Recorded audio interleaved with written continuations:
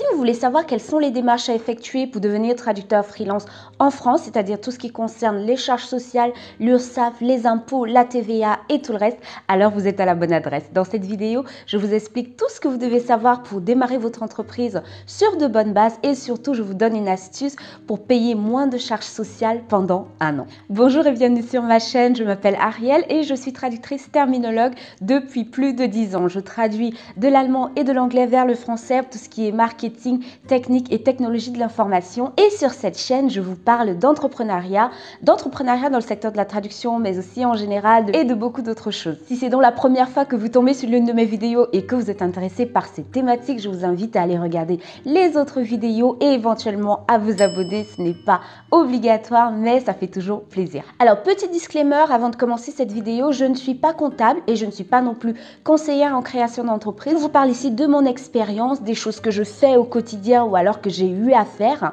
Donc, si vous avez des questions très précises, je vous recommande de vous rapprocher d'un comptable ou alors du CFE le plus proche de vous.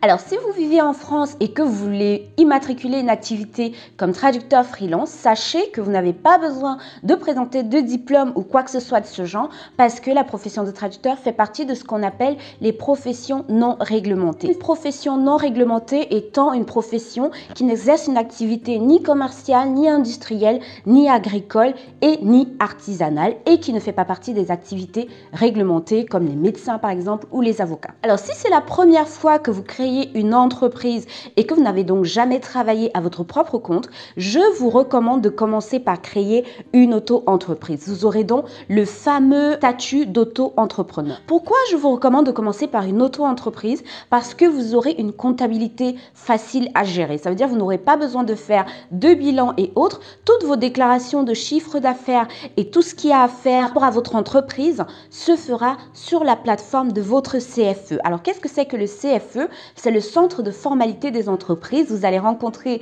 ce terme à plusieurs reprises lorsque vous allez immatriculer votre entreprise. Donc, on vous dira toujours de vous rapprocher du CFE compétent pour les micro-entrepreneurs traducteurs, c'est-à-dire les auto-entrepreneurs traducteurs. Le CFE compétent est l'URSSAF. Sachez également qu'en tant qu'auto-entrepreneur, vous pouvez faire un chiffre d'affaires allant jusqu'à 70 000 € pour les prestations de services. Donc, jusqu'à ce que vous fassiez un chiffre supérieur à 70 000 € par an, vous avez la possibilité de rester auto-entrepreneur. Ça vous laisse de la marge pour faire évoluer votre activité et pour vous-même évoluer en tant que chef d'entreprise.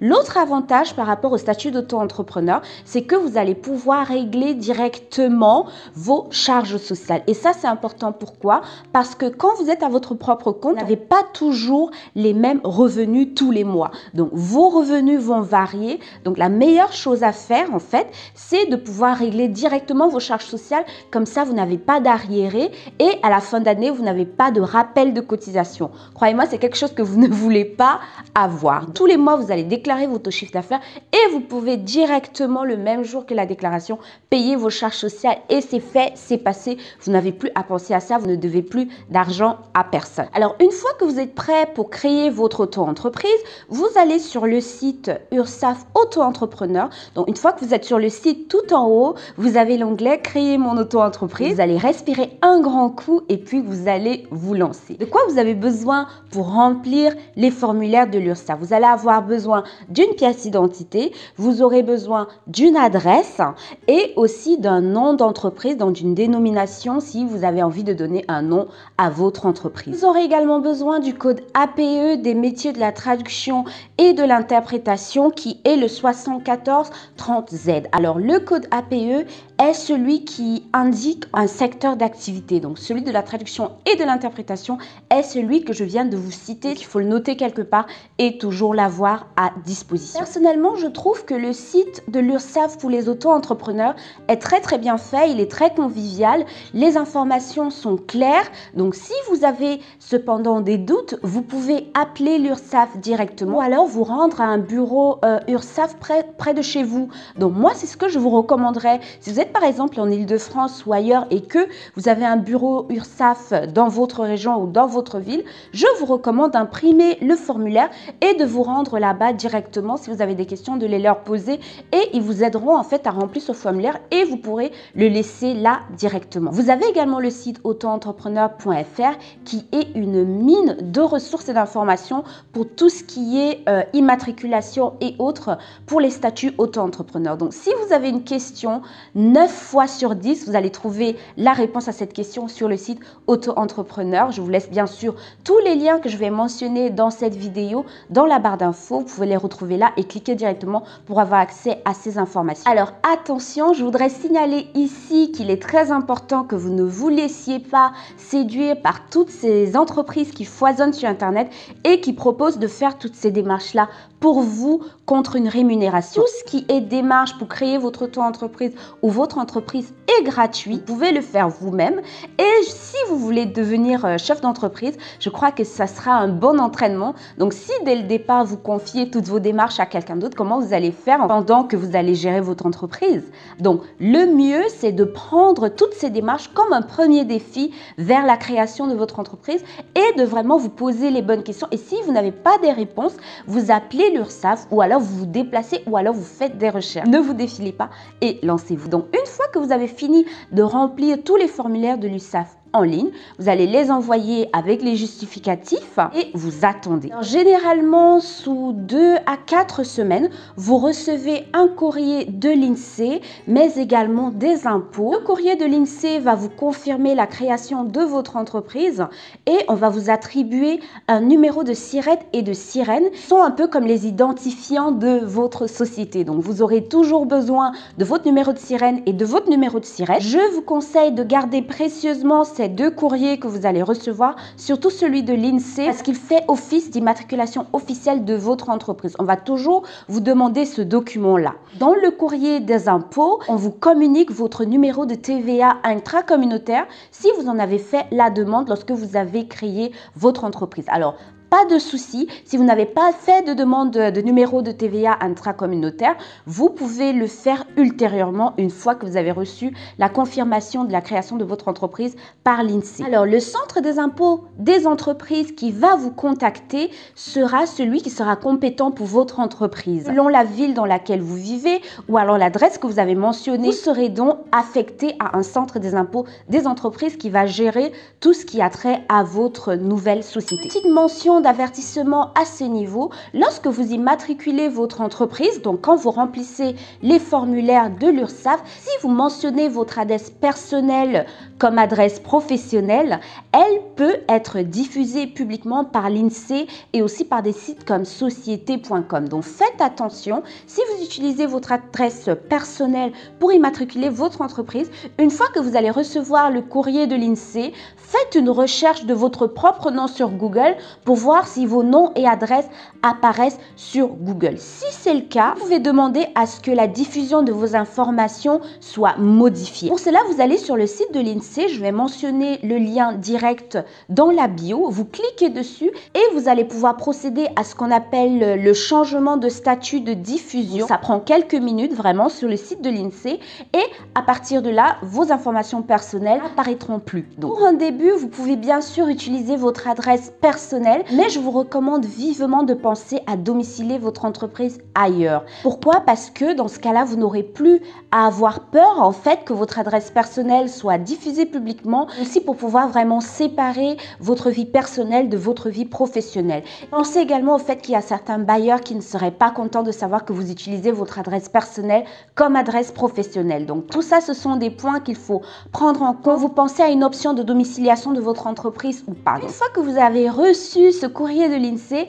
votre entreprise est officiellement immatriculée et vous pouvez continuer vos démarches. À partir de la date que vous avez mentionnée dans le formulaire de création d'entreprise de l'URSSAF, dont la date de début d'activité, vous devez commencer à faire des déclarations sur le site de l'URSSAF. Alors, au moment où vous remplissez le formulaire, vous décidez de si vous voulez faire ces déclarations tous les mois ou alors tous les 3 mois. Moi, personnellement, je vous conseille d'opter pour la première option, c'est-à-dire de les déclarer tous les mois. Pourquoi? Parce qu'en fait, quand vous avez les factures qui sont payées, vous pouvez directement enlever le pourcentage des charges sociales qui est de 22% et le mettre de côté. Et vous savez qu'à la fin du mois, vous payez ça directement au moment de la déclaration et c'est terminé, vous n'avez plus à penser à ça. Si vous choisissez un paiement trimestriel, il y a toujours quelque chose qui va arriver et vous allez à un moment ou à un autre dépenser l'argent des charges sociales et ça peut vous mettre dans des soucis. Donc pour un début, optez pour un paiement tous les mois. Je crois que tous les ans, vous pouvez décider de changer, tous les ans ou tous les 2 ans. Je n'ai pas trouvé l'information, mais pour un début, choisissez toujours un paiement mensuel de vos charges sociales. Idéalement, à la date que vous avez choisie, disons, vous décidez de commencer votre activité au 1er janvier et que le 1er janvier, vous n'avez toujours reçu ni un SIRET ni un SIREN, vous pouvez commencer à travailler et déclarer en rétrospective les chiffres d'affaires au moment où vous recevez votre SIRET et votre SIREN et que votre entreprise est immatriculée. Ça veut dire que si vous avez choisi le 1er janvier et qu'au 1er janvier, vous n'avez pas encore reçu le courrier de l'INSEE, si vous le recevez seulement, disons, le 15 février, vous pouvez bien faire la déclaration en fin février pour janvier et en mars, vous faites celle de février parce que c'est comme ça que se font les déclarations. Donc, vous travaillez tout le mois de janvier et début février, vous faites la déclaration pour janvier et vous avez jusqu'en fin février pour payer les charges relatives au chiffre d'affaires que vous avez fait en janvier. Alors, quelles sont les charges sociales que vous payez clairement à hauteur de 22% de votre chiffre d'affaires mensuel ou trimestriel? Dans ces charges sociales, vous avez l'assurance maladie maternité, la cotisation supplémentaire d'indemnité journalière, la CSG et la CRDS. Vous avez la cotisation allocation familiale, la cotisation retraite de base, la cotisation au titre de la retraite complémentaire obligatoire et la cotisation au régime d'invalidité et de décès. En plus de ça, vous payez 0,20% pour la contribution à la formation professionnelle obligatoire. Donc ça, si vous avez envie de faire des formations, vous pouvez faire une demande auprès de votre organisme compétent qui vous sera bien sûr communiqué par l'URSSAF pour faire une demande de financement de vos formations. Ne vous inquiétez pas, vous n'avez pas à faire tous ces calculs vous-même tous les mois. Ce que vous faites, c'est que sur le site de l'URSSAF Auto-entrepreneur, à partir duquel vous allez gérer ce qui a trait à votre activité, tous les mois, vous devez faire une déclaration. Et ça, vous avez une espèce de tableau de bord. Vous mettez votre chiffre d'affaires dans la case correspondante. Donc, pour la nôtre, c'est autres prestations de services. Et une fois que vous le notez, vos charges et tout le reste sont calculés automatiquement et on vous donne tout en bas le montant que vous avez à payer pour ce mois-là. Vous pouvez payer toute la somme en une fois par carte bancaire ou alors vous pouvez décider de payer juste une partie, peut-être en début de mois et l'autre à la fin du mois. Mais il faut que ce soit payé ce mois-là. Vous avez également, bien sûr, la possibilité de faire un virement ou alors de demander le prélèvement de vos charges sociales. Mais moi, personnellement, je trouve que le paiement par carte bancaire vous donne plus de flexibilité, surtout qu'on n'a pas toujours la trésorerie à un moment précis. Je pense même qu'en début de mois, l'URSSAF vous envoie un message pour dire que voilà, la déclaration pour le mois de tel est désormais disponible. N'oubliez pas de faire votre déclaration et tout ça et tout ça. Donc, il n'y a vraiment pas de risque d'oublier. Et après avoir fait ça 1, 2, 3 fois, vous êtes habitué et vous savez que voilà, en début de mois, je dois faire ma déclaration et tout le reste. Et si vous optez pour le paiement trimestriel, c'est la même chose. Donc, tous les 3 mois, vous devrez faire votre déclaration et payer les charges sociales, le chiffre d'affaires que vous avez fait sur ces 3 mois-là. Alors, est-ce que si vous êtes malade, vous pouvez recevoir des indemnités journalières en étant en statut d'auto-entrepreneur? Oui, tout à fait. Vous avez juste à faire la demande sur le site d'Amélie. Et en ce qui concerne la mutuelle, vous devez vous-même chercher une mutuelle. C'est là où c'est intéressant en fait de pouvoir passer son association professionnelle de traducteurs. Donc, si vous êtes membre d'une association professionnelle, vous savez sans doute ou vous ne le savez pas encore que l'association de traducteurs professionnels en fait négocie des assurances pour leurs membres. En fait, votre association professionnelle a déjà discuté, tout négocié et vous avez juste à profiter des prix ou alors des bonnes prises en charge. Alors maintenant, on va parler de la TVA qui est un sujet assez controversé et auquel on ne comprend pas souvent grand-chose quand on n'a jamais travaillé à son propre compte et qui fait également un peu peur. Donc, en ce qui concerne la TVA, si vous êtes traducteur, freelance en auto-entrepreneur, normalement, vous êtes en franchise de base. Ça veut dire que à la base, vous ne payez pas de TVA. Alors, je vais expliquer ça en termes simples. La TVA, qui est la taxe sur la valeur ajoutée, est de 20% en France. Quand vous êtes traducteur, quand vous facturez en fait vos services de traduction à une entreprise, si vous êtes auto-entrepreneur, vous n'ajoutez pas ces 20%-là à la facture. Donc, vous facturez l'entreprise hors taxe, c'est-à-dire juste la prestation. Si vous avez traduit et que votre projet était de 400 €, vous ne facturez que 400 € quand vous êtes en franchise de base. L'avantage de la TVA pour une société assujettie, c'est quoi? C'est que si moi j'ai ma société et j'achète par exemple des ordinateurs et des caméras et des lumières et des micros et tout ça, tout ce que j'achète, je paye la TVA dessus. Donc, je paye 20% en plus à la FNAC et tout le reste pour acheter tout cet équipement-là. En fin d'année, je vais calculer tout ce que j'ai payé en plus, donc tous ces 20%-là, et je vais demander à ce qu'on me les rembourse. Les impôts vont me rembourser cette TVA. Moi également, je facture d'autres entreprises. Elles doivent me payer ces 20%-là que je vais également reverser aux impôts. Donc, en tant qu'auto-entrepreneur, on n'a pas le droit de demander ces 20% aux entreprises, mais on n'a pas le droit non plus de dire « voilà, j'ai acheté ceci, remboursez-moi les 20%. » Tant que vous n'êtes pas redevable de la TVA, vous êtes donc en franchise de base et vous devez mentionner obligatoirement sur toutes vos factures TVA non applicable, article 293B CGI. Donc, vous mettez ça toujours tout en bas sur vos factures. Pour rester en franchise de base, tant que vous restez en dessous de 34 400 € de chiffre d'affaires ou de 36 500 € qui est le seuil majoré. Donc, maximum au-delà de 36 500 €, vous cessez d'être en franchise de base et à partir de là, vous devez facturer la TVA et vous pouvez également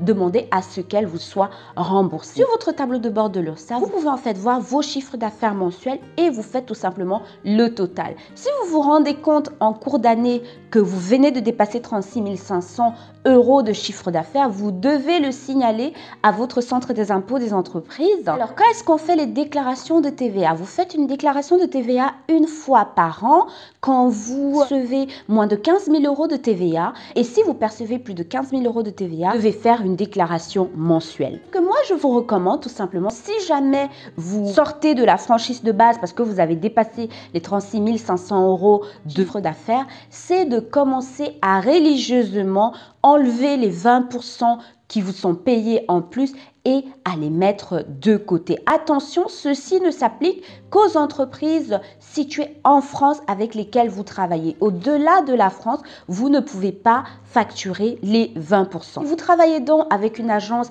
qui est située en Allemagne, vous ne pouvez pas leur facturer les 20% de TVA, même si vous n'êtes plus en franchise de base. Vous continuez de leur facturer les frais hors taxes parce que eux, de leur côté, vont s'occuper de payer leurs taxes. Vous ne facturez les 20% qu'aux entreprises, qu'aux agences, qu'aux clients directs avec lesquels vous travaillez en France. Alors, si vous êtes arrivé jusqu'à ce niveau de la vidéo, c'est que c'est une thématique qui vous intéresse et que vous pensez vraiment à lancer votre activité de traducteur freelance. Si c'est dans le cas, je vous invite à vous abonner à ma chaîne pour ne pas rater les vidéos qui vont suivre. N'hésitez pas à me laisser un j'aime pour m'encourager, ça fait toujours plaisir et bien sûr, c'est gratuit.